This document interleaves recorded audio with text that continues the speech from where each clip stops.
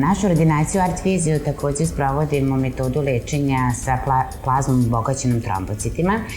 Metoda se vrši kod pacijenata koji imaju degenerativne bolesti perifernih zglobova, kao i kod mlađih bolesnika kada su u pitanju povrede mišića, tetive i ligamenata.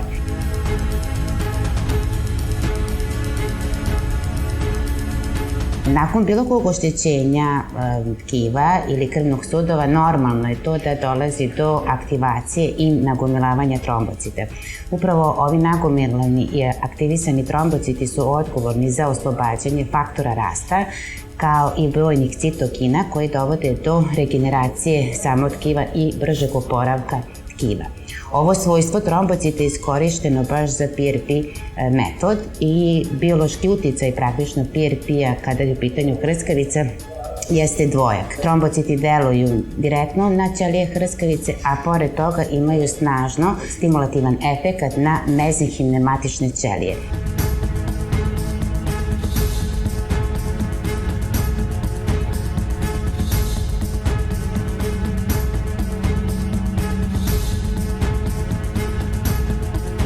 Mezenhimne matične ćelije su takve ćelije koje mogu da se razmnožavaju kasnije u ćelije hrskavice, ćelije mišića, kostiju pa i masnog tkiva. Zahvaljujući nagomilanim mezenhimnim matičnim ćelijama dolazi do povećanog razmnožavanja proteoglikana. Proteoglikani su glavno svojstvo same hrskavice i oni su odgovorni praktično za tu gelastu formaciju same hrskavice.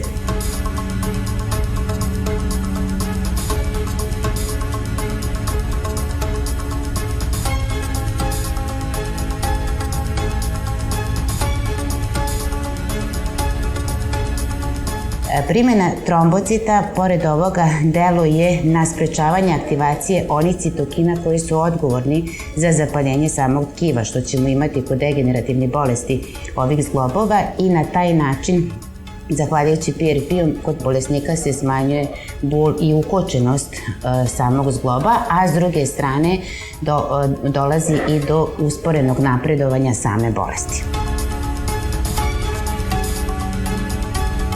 Ono što je uvek pitanje koje su indikacije, koji su to pacijenti praktično za primjenu PRP-a, to su pre svega pacijenti koji imaju degenerativnu bolest, odnosno artrozu, odnosno smanjenje same hrskavice, bilo da je u pitanju koleno, kuk, rame, zatim bolesnici koji imaju nestabilnost zglobova, zatim kod povreda kao što su povrede mišića, tetiva i ligamenata.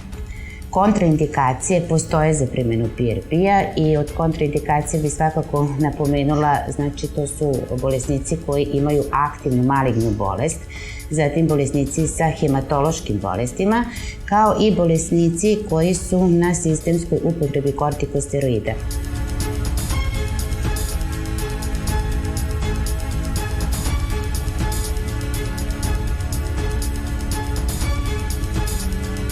Ono što je važno kod primjene PRP-a da bolesnik trenutno nema akutnu infekciju, jer je to isto jedna od kontraindikacija za primjenu PRP-a. Priprema bolesnika za PRP nije velika, ne iziskuje neko posebno vreme. Bitno je samo da pacijent pre dolaska na PRP taj dan popije dosta količine tečnosti, a sama procedura traje 15 minuta.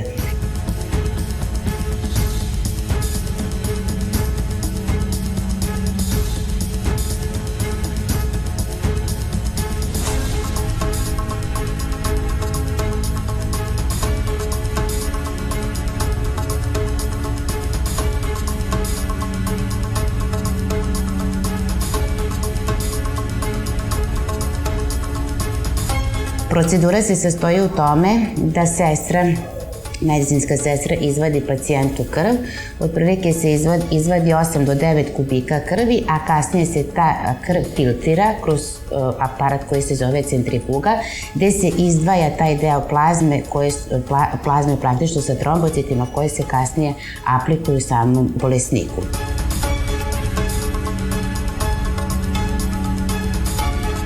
Ono što bih rekla da je sama procedura bezbolna. Mi u našoj ordinaciji radimo bez ikakvog anestetika i nakon toga pacijentu se, naravno sestra zaštiti to mesto i pacijentu se savjetuje da naredna 24 sata ne skida flaser koja mu je prethodno medicinska sestra zalepila.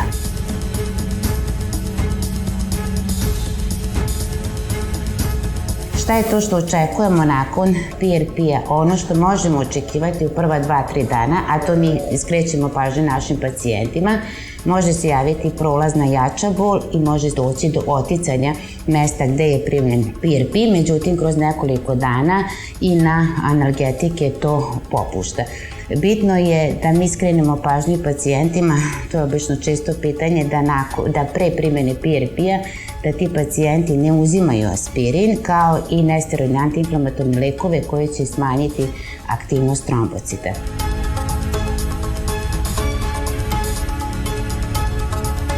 U ART-Fiziju dajemo kombinaciju PRP-a sa hijaluronom, takozvani Cellular Matrix, koji se pokazao značajnim i efikasnijim nego kada se u pitanju samo u poređenju samo sa PRP-om, jer se sa ovim praktično preparatom se ostvaruje dugotrajni efekat.